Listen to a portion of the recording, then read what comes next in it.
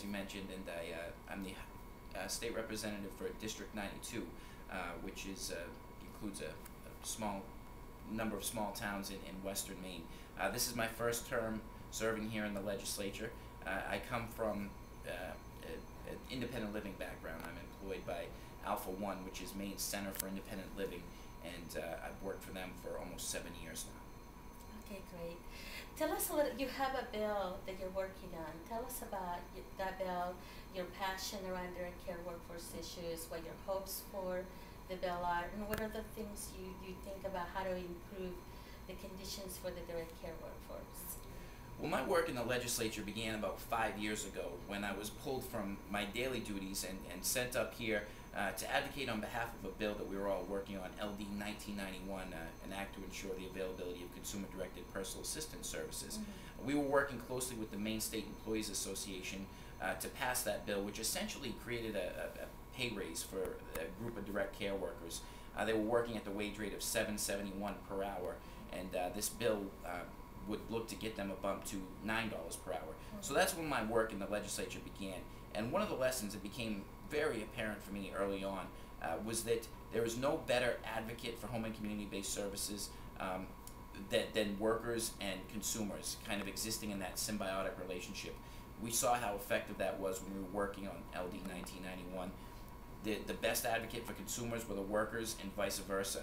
And the two pillars that also emerged throughout that process to a strong home and community-based service system, to me, were making sure that consumers had the available hours, but making sure that workers had a livable wage and benefits and things that go with it.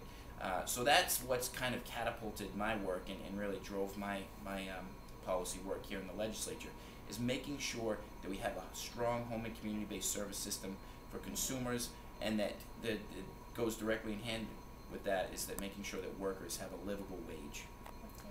It's really rewarding for the DCA to see that you really understand that direct care workers and their consumers, people they take care of, are an essential team and have a very important, relationship to play, not just in this caring and the setup of providing and receiving services, but also in advocating for those services. Things are a little tough right now with the economy. So how do you expect to continue to advocate, and what outcomes do you expect to come out of Maine for the direct care workforce? Well, we have an incredible direct care workforce here in Maine, 22,000 individuals strong, which is one of our hugest workforce sectors when you really break it down. Mm-hmm. We have departments that exist for traditional working industries, fishing, so forth. We don't have a department of direct care workers. So, of course, right now, Maine is in a situation like every other state in the nation where we are in a fiscal crisis. We have a $438 million shortfall that we're looking to somehow resolve.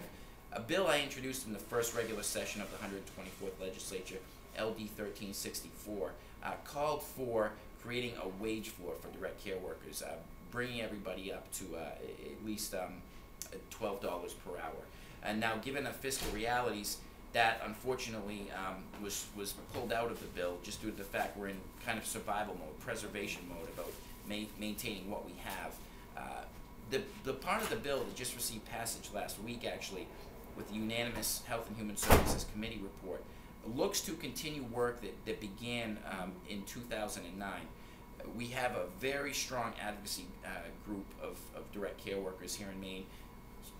Individuals like Roy Godet, Helen Hansen, who have been instrumental in bringing worker issues to the forefront. Mm-hmm. And that group, they pulled other folks in, department people, other stakeholders, providers. That work began in the last session, looking at the myriad of issues that affect direct care workers, not just wages and benefits, but training, right down to things like titles.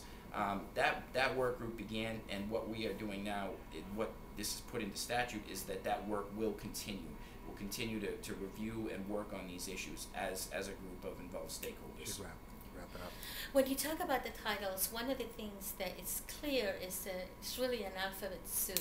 There is many classification, and it's one of the barriers to try to bring workers together. Tell us a little bit more about how you're trying to simplify this alphabet soup with all the many titles in Maine. Tell us a little more about that. this field of work, there's actually 24 titles currently out there, and what LD 1364 did was put in statute the title of Direct Support Aid, which we hope will create a universal framework moving forward to create some cohesiveness to these job titles. And this was something that came directly from the recommendations of the workers themselves within this work group. So it was a great honor for me to be able to say, let's put this down in statute and have a framework for moving forward on these issues. That's great. Let me shift a little bit to the federal policy issues. As you know, most of these programs are funded in most of the regulations. A lot of them are defined by federal policy. Unfortunately, the federal budget is just in bad shape as many of the states.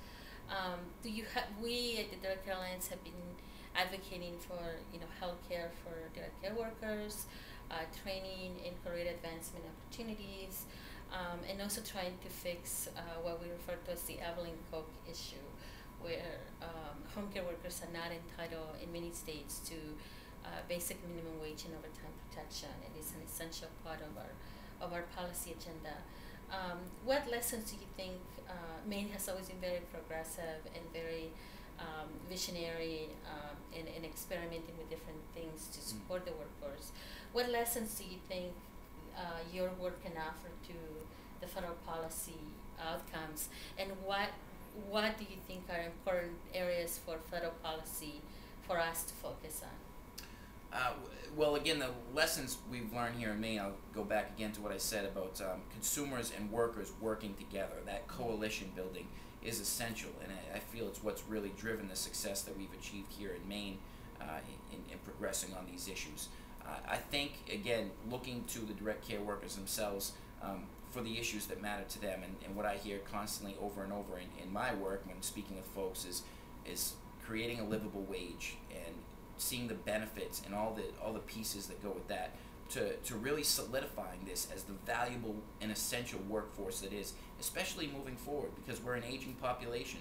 Technology is keeping people alive longer, and these are jobs that are never going to be outsourced. They're always going to be here at home, so we really need to value them for the essential jobs that they are. Okay. Well, thank you so much for your time, and good luck with all the efforts that you're carrying on, and much success to you, and we look forward to talking to you again. Thank you so much. Thank you. Thank you. All right. Thank you.